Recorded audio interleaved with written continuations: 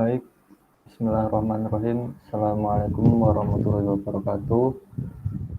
Perkenalkan, kami dari kelompok 7 akan mempresentasikan materi mengenai minggu ke-9, yaitu flow measurement.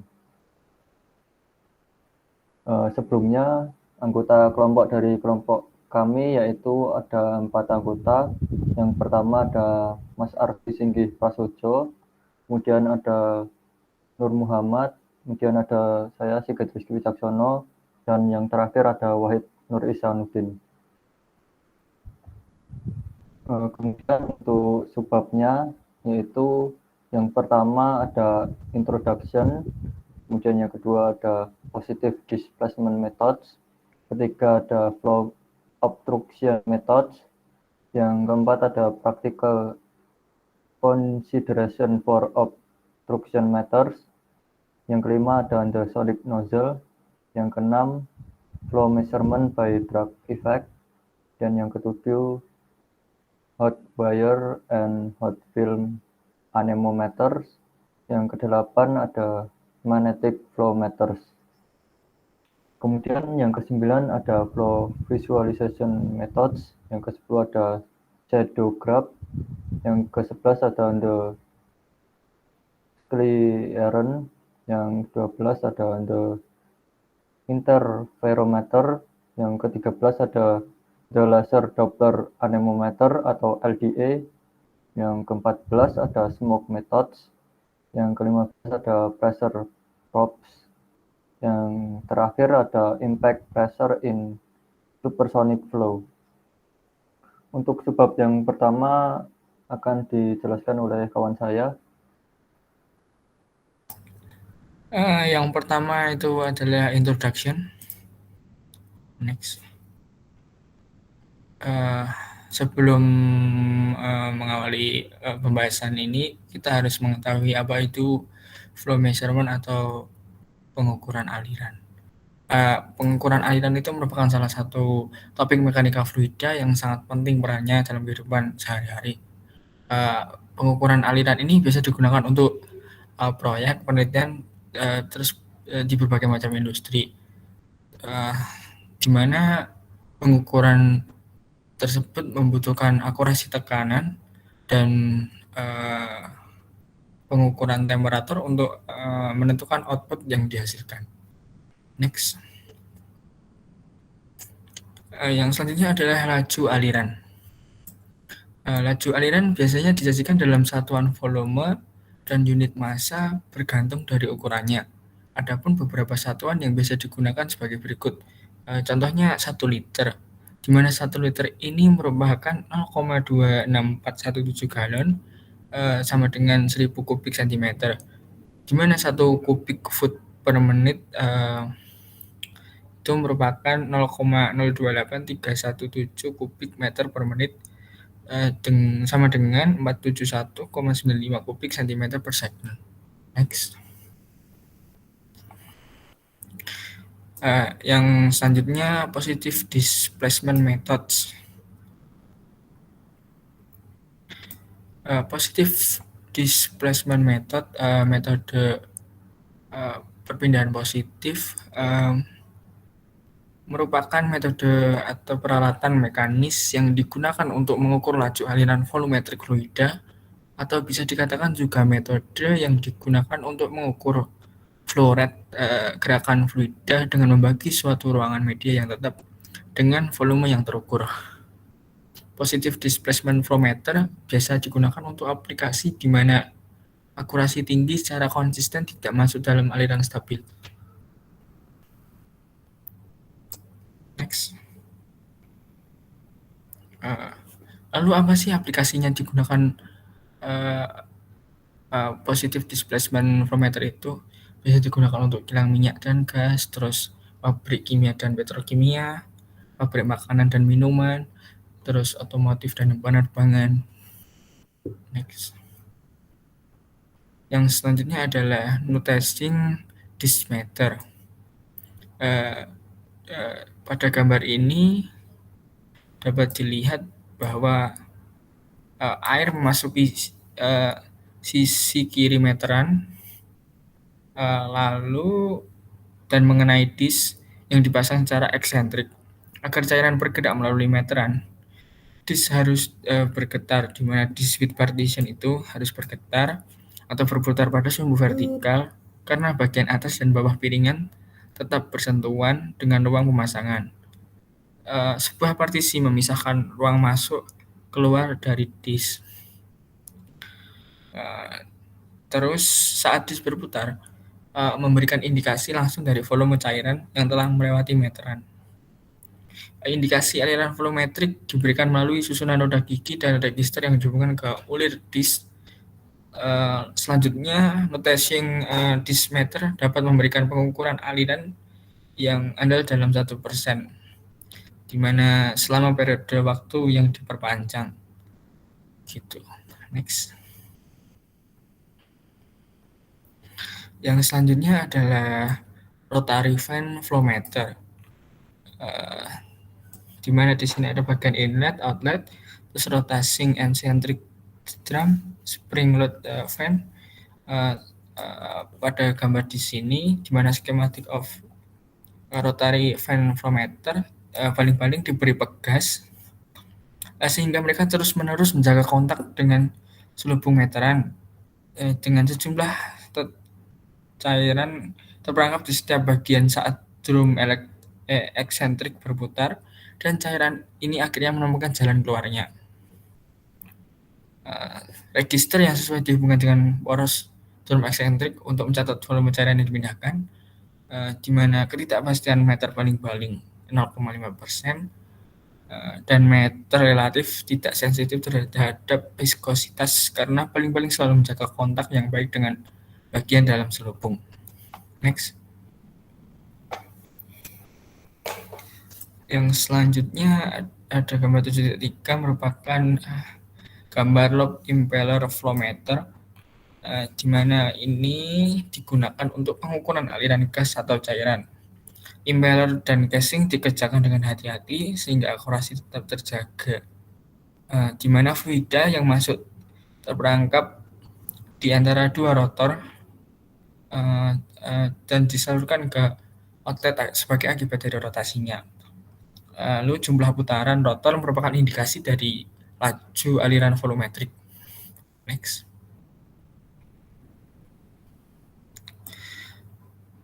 Yang selanjutnya ada flow obstruction method atau metode aliran obstruksi. Next.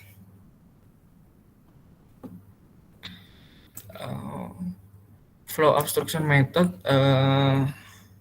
termasuk dalam kategori perangkat obstruksi, di mana perangkat-perangkat tersebut disebut juga headmaster karena head loss atau penurunan tekanan yang diambil sebagai indikator laju aliran. Selain itu, perangkat tersebut juga dikenal dengan pengukur tekanan diferensial atau differential pressure meters. Next. Pada gambar di sini merupakan sistem aliran satu dimensi, di mana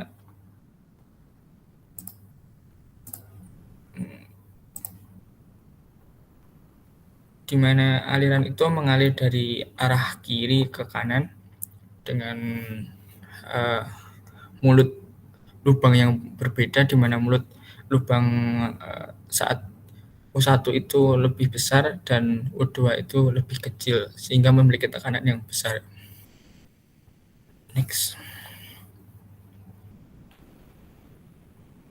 Yang selanjutnya adalah general relation for obstruction meters. Hubungan kuantitas dapat dituliskan dengan M titik sama dengan Rho 1 dikali A1 dikalikan U1 sama dengan Rho 2 dikalikan A2 dikalikan U2.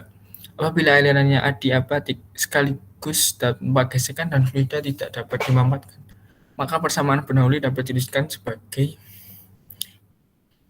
P1 per Rho 1 ditambah U1 kuadrat per 2 GC sama dengan P2 per Rho 2 ditambah U2 kuadrat dibagi 2 GC, di mana P1 sama dengan P2 menyelesaikan persamaan 1 dan 2 secara bersamaan memberikan penurunan tekanan, sehingga P1 min P2 sama dengan U2 kuadrat dikalikan Rho dibagi 2GC dikalikan 1 min A2 per A1 dikuadratkan.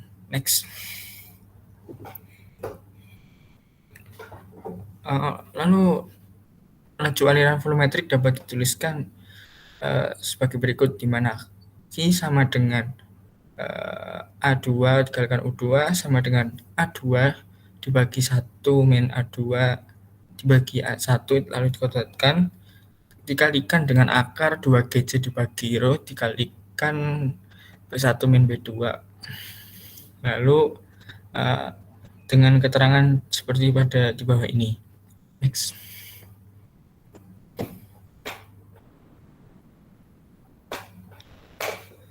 Selanjutnya massa flow rate memiliki M kuadrat memiliki rumus 2GC dikalikan A2 kuadrat dikalikan gamma dibagi gamma dikurangi 1 dikalikan P1 kuadrat dibagi R dikalikan D1 lalu dikalikan dengan P2 dibagi P1 lalu dipangkatkan 2 dibagi gamma dikurangi P2 per P1 dipangkatkan gamma ditambah 1 dibagi gamma. Lalu didapatkan rumus di bawahnya yaitu akar dari 2GC dibagi R dikalikan T1 dikalikan A2 lalu dikalikan dengan P2 dikalikan delta P dikurangi 1,5 dibagi gamma min 1 lalu dikalikan dengan delta P kuadrat ditambah tak hingga sampai tak hingga lalu hasil dari kurung kurawal ini dipangkatkan setengah dengan keterangan seperti di bawah ini. Next.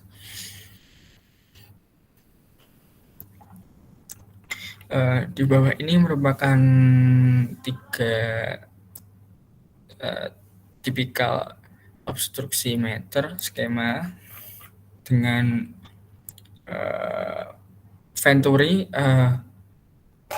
menawarkan keunggulan dengan akurasi tinggi dan penurunan tekanan yang kecil karena di tengahnya terdapat pengecilan lebarnya. Terus yang kedua, sementara biaya orifice jauh lebih rendah, baik nozzle, aliran, dan orifice memiliki penurunan tekanan permanen yang relatif tinggi. Perhitungan laju aliran untuk ketiga perangkat dibuat berdasarkan sebelumnya, gitu. Di mana flow nozzle memiliki bentuk seperti ini, di mana ada pengecilan lubang pada gambar 2 dengan berbentuk seperempat lingkaran. Yang selanjutnya orifice dengan seperti memasang plat gitu pada tengah-tengah antara gambar 1 dan 2. Next. Yang selanjutnya adalah practical consideration for obstruction meters. Next.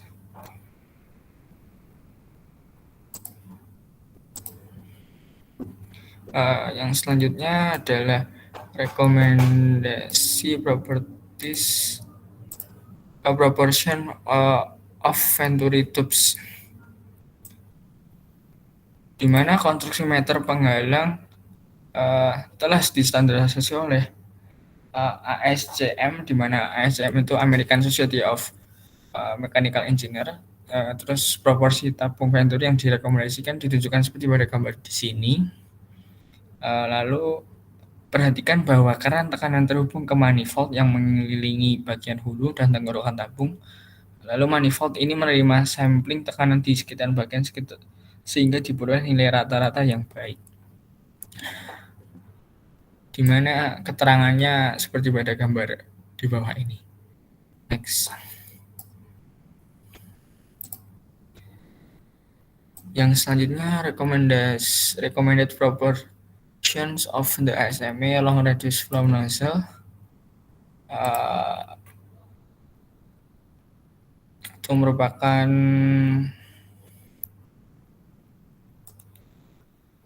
rekomendasi proportional di mana pada gambar di sini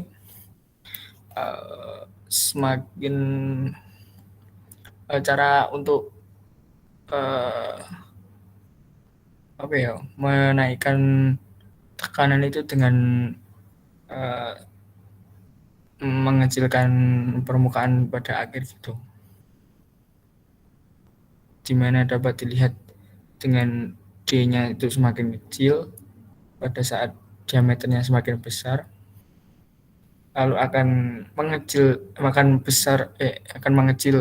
tekanannya jika pipanya itu kecil dan seukuran outputnya itu sama dengan bentuk pipa. Next.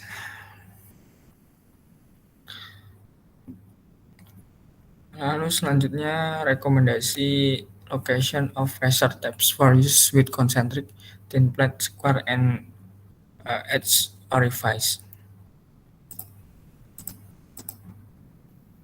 Pada gambar di sini merupakan rekomendasi tempat untuk pengaturan tekanan, di mana orifice itu ditempatkan seperti aturan di sini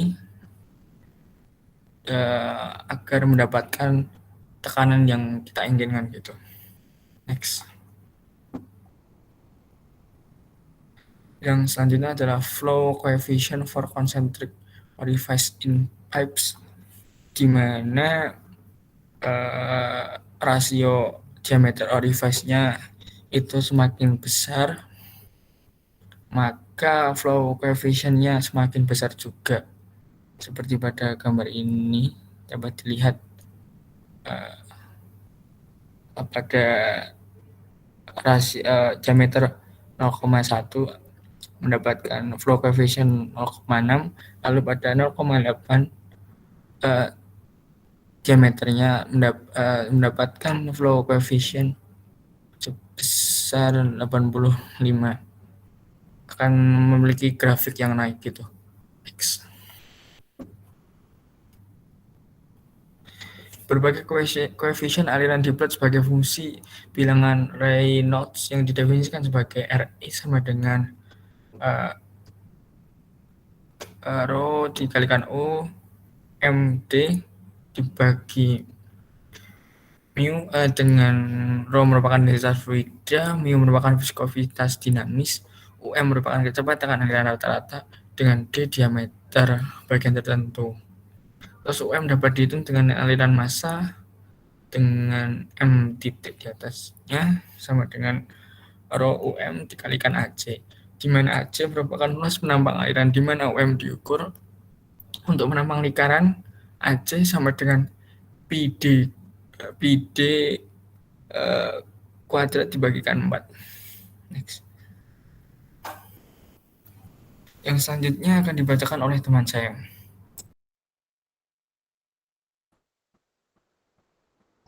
Baik, untuk sebab yang kelima yaitu the sonic nozzle.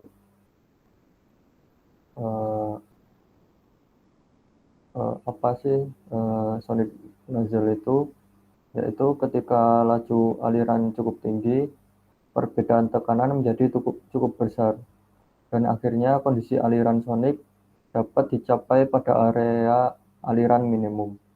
Pada kondisi ini, aliran dikatakan choket, dan laju aliran mengambil nilai maksimumnya untuk kondisi salurannya masuk yang diberikan. Untuk gas ideal dengan kalor jenis konstan, dapat ditunjukkan bahwa rasio tekanan untuk kondisi choket ini dengan asumsi aliran isentropik adalah P2 per P1, ini kondisi kritikal, sama dengan 2 per gamma plus 1 dipangkatkan gamma bagi gamma kurang 1.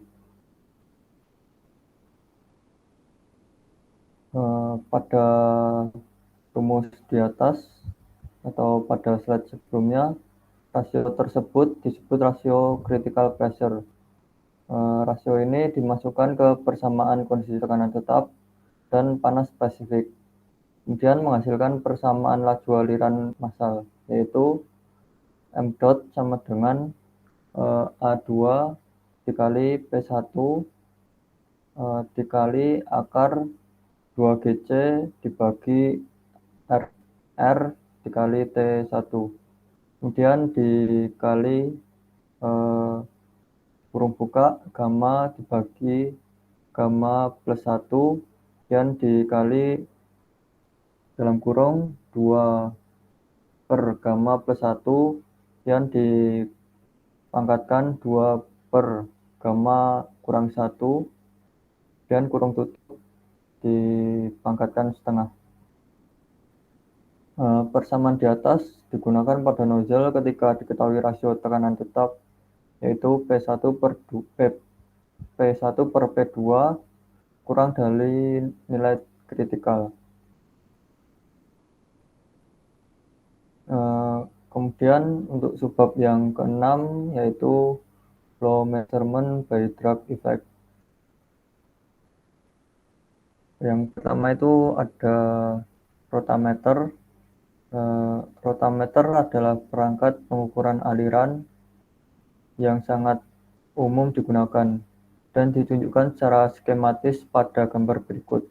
Nah, pada gambar sebelah kanan ini terdapat rotameter, yaitu arah alirannya pada sumbu Z ke atas yang mengakibatkan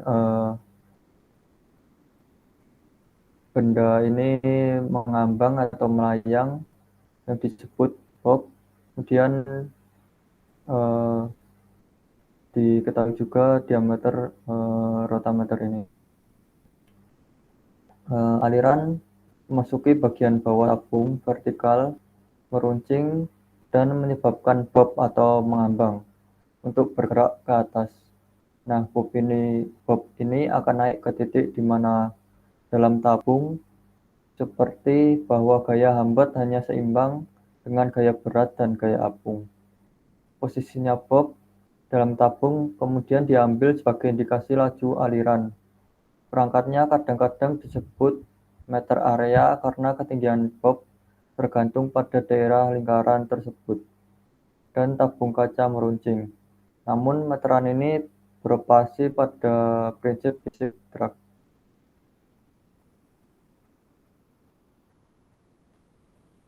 Kemudian ada turbin meter. Apa itu turbin meter? Turbin meter merupakan salah satu alat pengukuran aliran yang sering digunakan.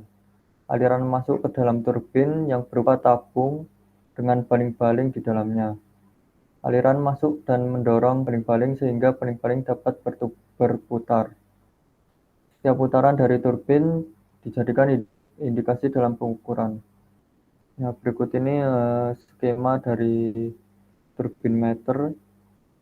Jadi gambarnya seperti pipa yang di dalamnya terdapat baling-baling, di mana arah alirannya itu dari atas ini, dari atasnya turbin ini, yang nantinya masuk kemudian mengenai baling-balingnya dan akan membuat baling-baling ini berputar.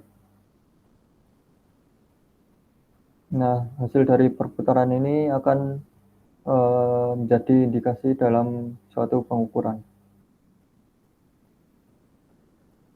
Dalam pengukurannya, nilai koefisien aliran telah ditetapkan, dan penjumlahan datanya adalah sebagai berikut. Q sama dengan F per K, di mana F adalah frekuensi dari putaran turbin. Untuk koefisien aliran bergantung pada laju aliran dan viskositas kinematik dari aliran. Nah, K ini adalah koefisien alirannya. Dan Q ini adalah debit dari turbin tadi. Kemudian vortex shading flow meter. Cara kerjanya yaitu alat ini bekerja dengan cara udara masuk ke dalam tabung yang di dalamnya terdapat semacam benda yang sedikit menghalangi aliran di dalam tabung. Nah, seperti gambar di bawah ini, terdapat suatu benda yang berbentuk trapesium untuk menghalangi aliran yang berada di dalam tabung ini, di mana arah alirannya yaitu dari kiri ke kanan. Nah, frekuensi force setting akan berbanding lurus dengan kecepatan cairan.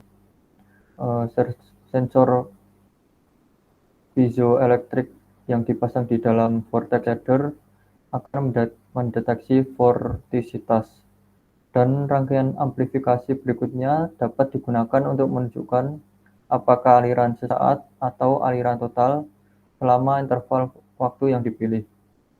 Alat ukur dikalibrasi sebelumnya oleh manufaktur dengan menyesuaikan ukuran pipanya. Biasanya tidak cocok digunakan untuk cairan dengan viskositas tinggi.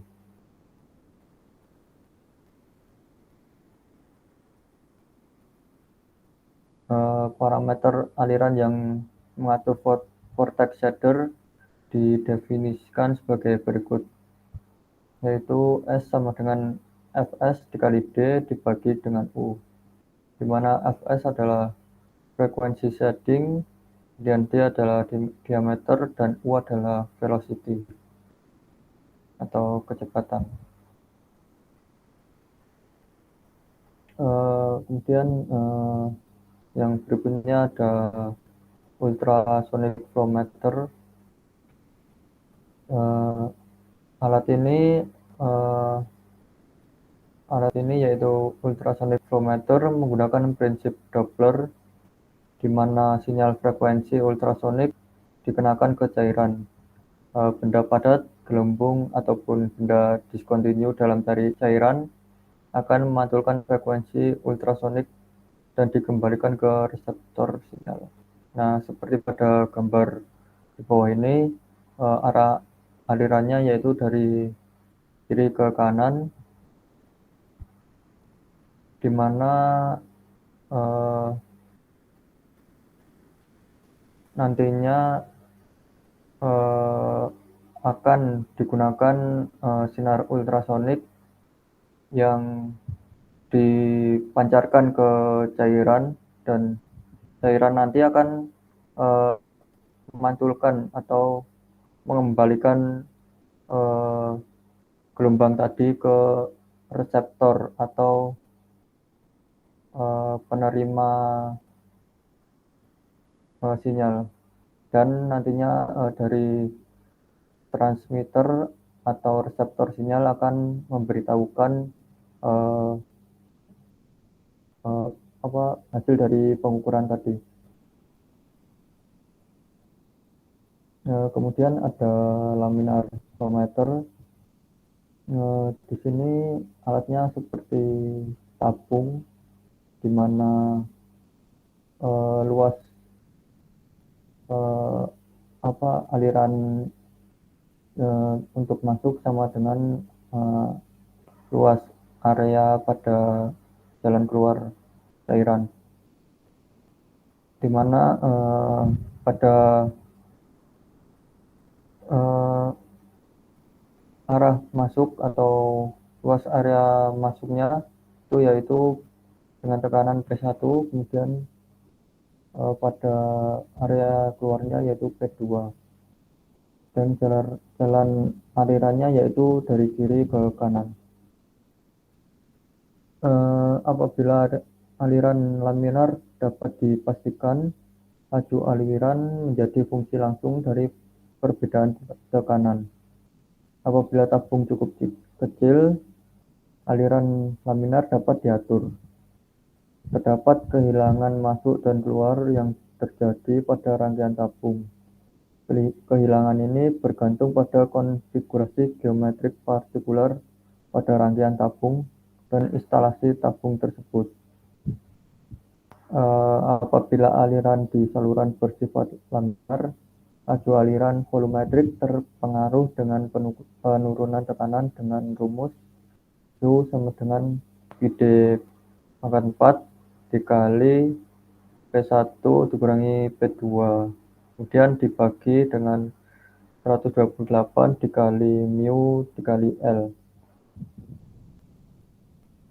Di mana D ini adalah diameter dari pipanya, kemudian L ini adalah panjang dari pipanya, kemudian P1 adalah tekanan di aliran masuknya, kemudian P2 itu tekanan pada aliran keluarnya. Kemudian kita akan masuk ke subbab yang ke-7, yaitu hot wire and hot film anemometer. Jadi itu anemometer hot wire, yaitu alat pengukuran yang sering digunakan untuk aplikasi penelitian untuk mempelajari secara cepat kondisi aliran yang beragam. Sebuah kawat dipanasi dengan listrik dan diletakkan pada aliran arus.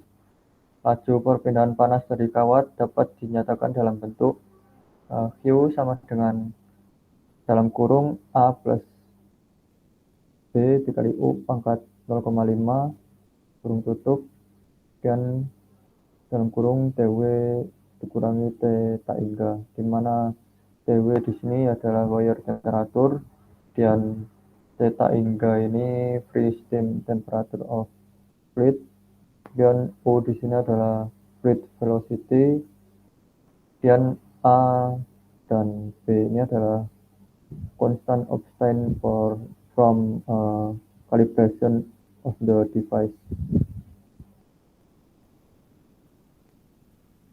Kemudian perpindahan panas juga harus diberikan dengan rumus Q sama dengan I kuadrat dikali RW sama dengan I kuadrat dikali R0 kurung buka 1 plus alfa dalam kurung TW dikurangi T0 kurung tutup, di mana I adalah electric current atau arus, kemudian R0 adalah resistance of the wire at the reference temperature T0 atau hambatan dari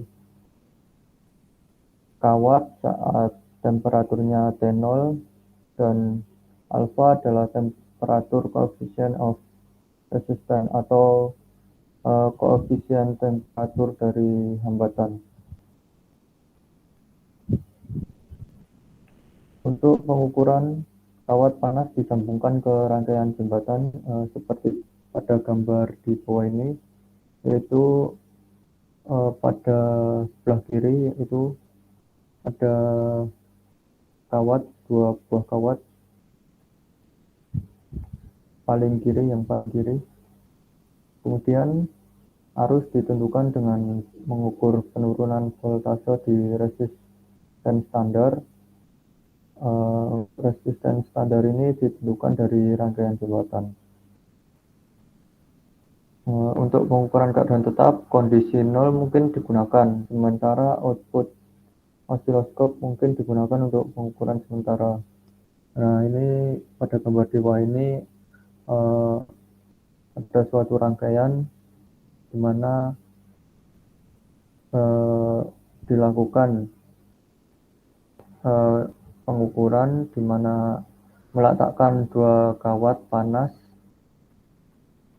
Ini sebelumnya kawat ini kawat biasa, kemudian dipanaskan seperti pada gambar di sebelah kiri ini, hot wire. Kemudian diberi alat pengukuran potentiometer atau EVM dengan di antara R4 dan R4. Nah, pada setelah dipanaskan nanti akan menghasilkan suatu pengukuran yang berbeda jika tidak dipanaskan.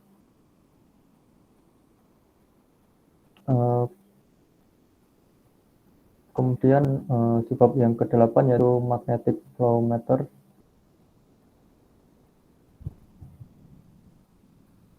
Karena fluida mewakili konduktor yang bergerak, akan ada voltase yang diinduksi berdasarkan persamaan E sama dengan B dikali L dikali O dikali 10⁻8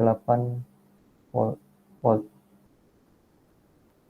Di mana B adalah magnetic flux density, satuannya Gauss, dan O sama dengan velocity of the conductor, satuannya cm per second, dan L adalah length of konduktor, satuannya cm. Panjang dari konduktor proporsional terhadap diameter tabung, dan kecepatan proporsional terhadap kecepatan aliran rata-rata. Kedua hal tersebut dapat dijadikan sebagai indikasi kecepatan aliran. Di sini ada dua tipe magnetic flow meter yang digunakan secara pasaran. Untuk tipe yang pertama itu memiliki pipa non-konduktif dan digunakan untuk aliran dengan konduktivitas rendah, seperti air. Elektroda dipasang sehingga rata dengan linear. Saya ulangi, elektroda dipasang sehingga rata dengan linear non-konduktor dan membuat kontak dengan fluida. Medan magnet bolak-balik biasanya digunakan dengan alat pengukuran ini karena outputnya rendah dan memerlukan amplifikasi. Untuk magnetic flow meter tipe kedua biasanya digunakan dengan aliran berkonduktivitas tinggi seperti logam cair. Pipa stainless steel digunakan dalam alat ini dengan elektroda terpasang di luar pipa dan secara diametrikal berlawanan satu sama lain. Nah, ini contoh dari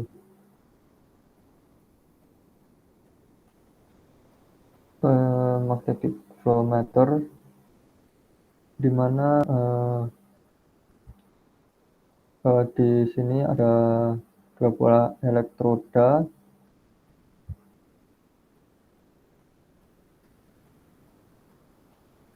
dan ada E tadi dihasilkan dari rumus BLU dikalikan dengan 10⁻8 volt. Nah, E ini dihasilkan dari elektroda dan magnetic field yang timbul di dalam ini, di dalam rangkaian ini.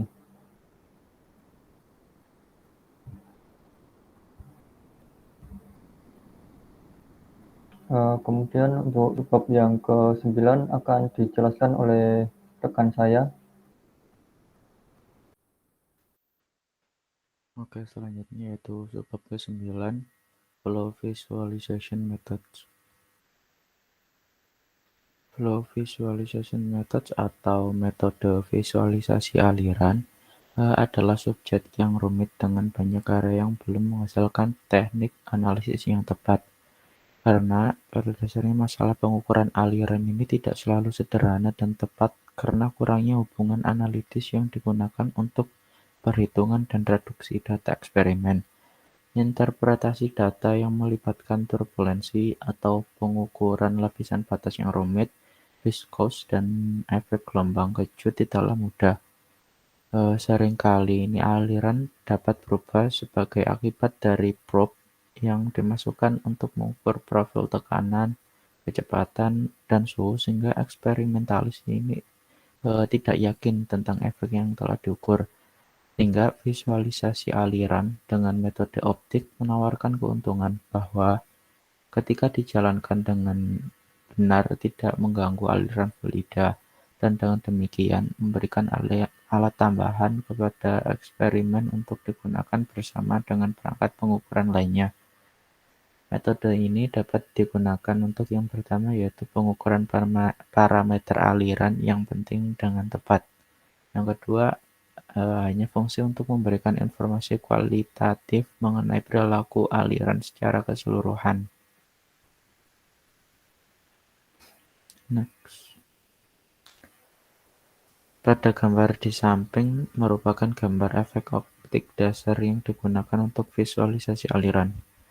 Aliran dalam arah tegak lurus terhadap gambar, yaitu arah Z. Sinar yang datang itu dibolehkan melalui sudut epsilon, sehingga akibat dari gradien densitas dalam aliran dapat ditunjukkan bahwa sudut defleksi untuk gradien berdensitas kecil diberikan sebagai epsilon sama dengan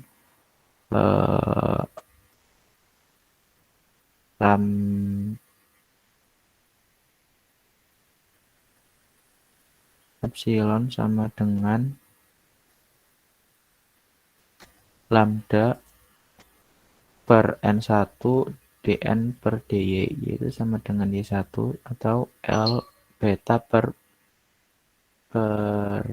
rho S d rho per dy, Y sama dengan Y1, di mana L adalah lebar medan aliran, rho adalah densitas fluida lokal, rho S adalah densitas referensi yang biasanya diambil pada kondisi standar, dan N adalah indeks bias. Untuk gas dapat ditulis sebagai berikut, yaitu N sama dengan 1 plus beta rho per rho S dikalikan dengan N1.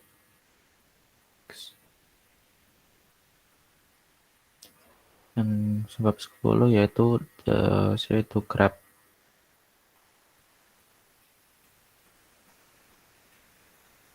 Pseudograph atau grafik bayangan. Teknik bayangan ini adalah metode untuk melihat langsung fenomena aliran. Sinar cahaya paralel memasuki bagian uji. Di daerah di mana tidak ada gradien densitas, sinar cahaya akan melewati bagian uji tanpa defleksi. Untuk daerah di mana gradien ada, sinar akan dibelokkan. Efek bersihnya ialah bentuk bintik-bintik terang dan bintik-bintik gelap. Penerangan akan tergantung pada defleksi relatif sinar cahaya, memberikan indikasi turunan kedua densitas di medan aliran, yaitu d kuadrat rho per dy kuadrat.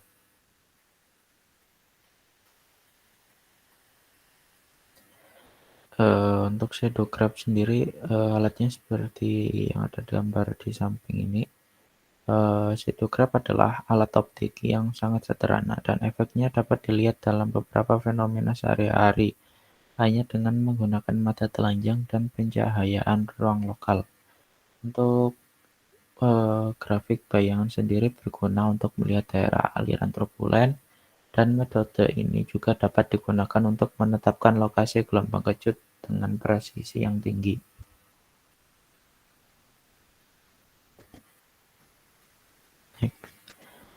Bab ke-11 yaitu the Schlieren. Schlieren adalah sebuah perangkat yang menunjukkan gradien densitas. Dari diagram skematik yang di atas ini, cahaya dari celah AB dikolimasikan oleh lensa L1 dan difokuskan pada bidang 1 di bagian uji. Setelah cahaya melewati L2, dihasilkan bayangan terbalik dari sumber pada bidang fokus 2. Lensa L3 ini kemudian memfokuskan lagi gambar bagian uji pada layar pada bidang 3. Next.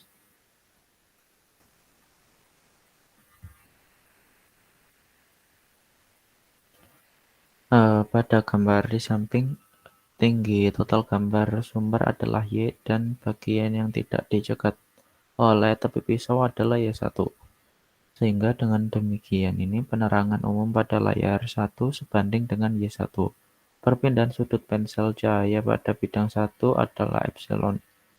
Ini menghasilkan defleksi vertikal atau hasil pembelokan pada bidang 2 dari delta Y sama dengan F2 epsilon, di mana F2 adalah jarak fokus lensa L2. Ada perubahan fraksional dalam pencahayaan pada layar. Kontras pada setiap titik pada layar dapat didefinisikan sebagai rasio perubahan fraksional dalam iluminasi terhadap iluminasi umum, atau C sama dengan delta I per L sama dengan delta Y per Y1 atau F2 epsilon per Y1. Atau juga bisa dirumuskan C sama dengan F2 L beta per Y1 rho S dikalikan dengan D rho per DY CD.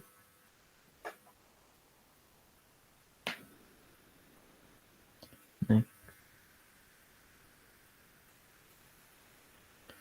bab yang ke-12 yaitu the interferometer.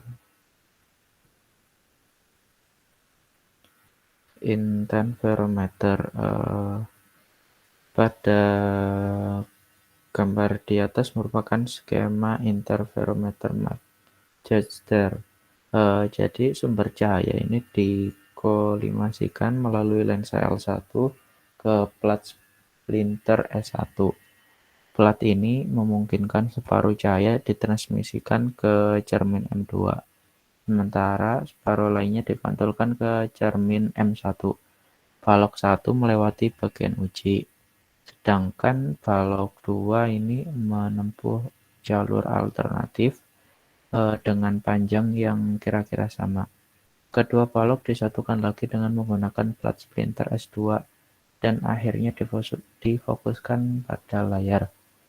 Sekarang, jika dua berkas menempuh jalur dengan panjang optik yang berbeda karena geometri sistem atau sifat bias dari setiap elemen jalur optik, kedua berkas akan keluar dari fase dan akan berinterferensi ketika mereka bergabung bersama di S2. Akan ada daerah terang dan gelap bergantian yang disebut pinggiran. Untuk jumlah pinggiran ini akan menjadi fungsi dari perbedaan panjang jalur optik untuk dua blok. Untuk perbedaan panjang lintasan satu panjang gelombang akan ada satu pinggiran, dua pinggiran untuk perbedaan dua panjang gelombang, dan seterusnya. Next. Interferometer ini digunakan untuk mendapatkan pengukuran langsung variasi densitas di bagian uji jika densitas di bagian uji yaitu balok 1 berbeda dengan di balok 2, akan ada perubahan sifat bias media fluida. Jika media di bagian uji memiliki sifat optik yang sama dengan media dalam balok 2, tidak akan ada pergeseran pinggiran kecuali yang dihasilkan dari susunan geometris peralatan. Interferometer ini memberikan indikasi kuantitatif langsung dari perubahan densitas di bagian uji, tetapi perubahan ini tuh direpresentasikan sebagai nilai integrasi di seluruh ketebalan bidang aliran.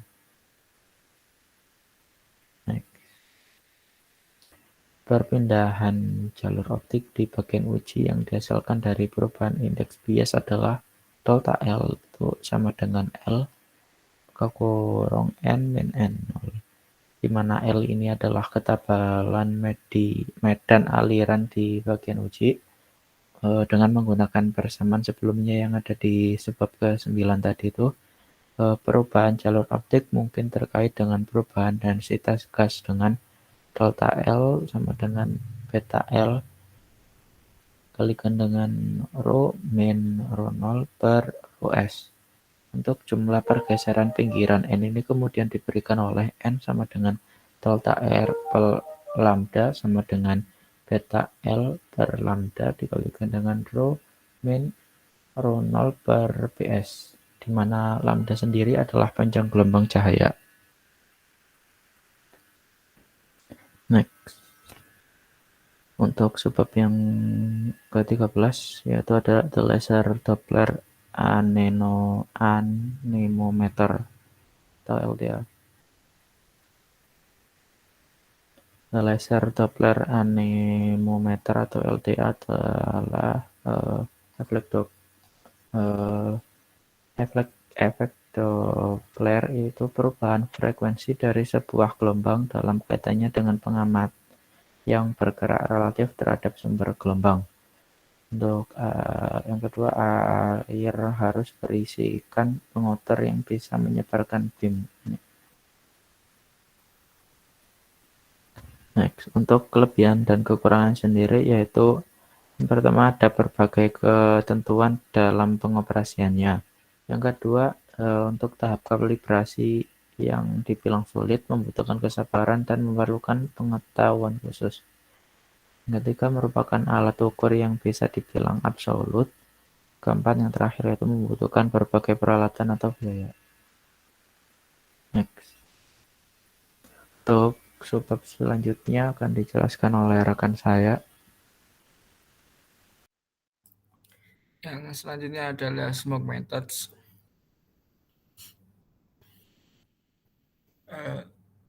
Secara sederhana untuk menunjukkan bagaimana suatu fenomena dalam suatu aliran itu bisa menggunakan smoke methods. Agar hal ini bisa dilakukan dibutuhkan partikel atau smokes atau asap yang bermassa relatif kecil agar bisa bergerak bebas tanpa mempengaruhi aliran. Seperti pada gambar di samping ini merupakan metode yang menggunakan asap. Next. Yang selanjutnya akan dibacakan oleh teman saya. Subbab yang ke-15 yaitu pressure probes.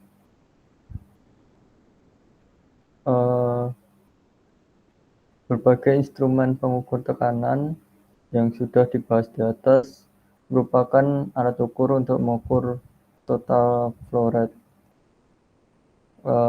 Pressure probes ini digunakan untuk mengukur tekanan statik lokal dan stagnation pressure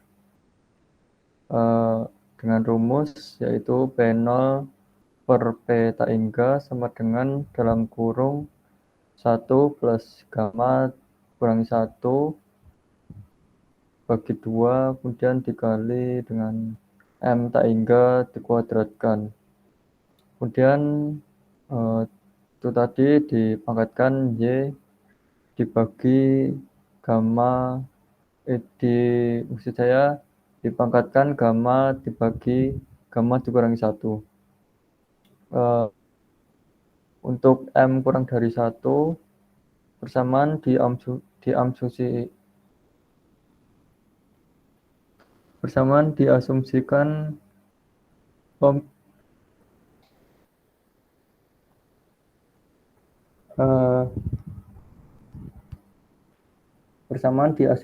familiar incompressible flow dengan persamaan P0 dikurangi P taingga sama dengan setengah P dikali rho dikali U taingga kuadrat, di mana P0 adalah stagnation pressure, P taingga adalah tekanan statis dari free steam, dan M taingga adalah match number dari free steam. Kemudian yang terakhir ada impact pressure in supersonic flow, di mana ketika M lebih besar dari 1 maka akan tercipta suatu gelombang kejut atau shock wave di depan alat ukur yang menyebabkan persamaan menjadi Rayleigh supersonic pitot formula.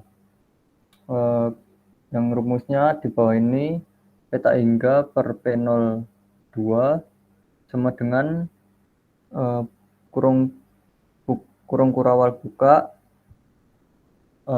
kemudian kurung buka 2 gamma dibagi gamma dalam kurung gamma plus 1 dan kurung tutup, dan dikali M1 kuadrat dikurangi dalam kurung gamma min 1 dibagi gamma plus 1, kemudian kurung kurawal tutup, kemudian dipangkatkan 1 per gamma min 1, kemudian dibagi kurung kurawal buka, kurung buka dalam kurung gamma plus 1 dibagi 2 dan kurung tutup dikalikan M1 kuadrat kurung kurawal tutup dan dipangkatkan gamma dibagi gamma min 1. Untuk gambarnya seperti gambar di sebelah kanan yaitu 7.45.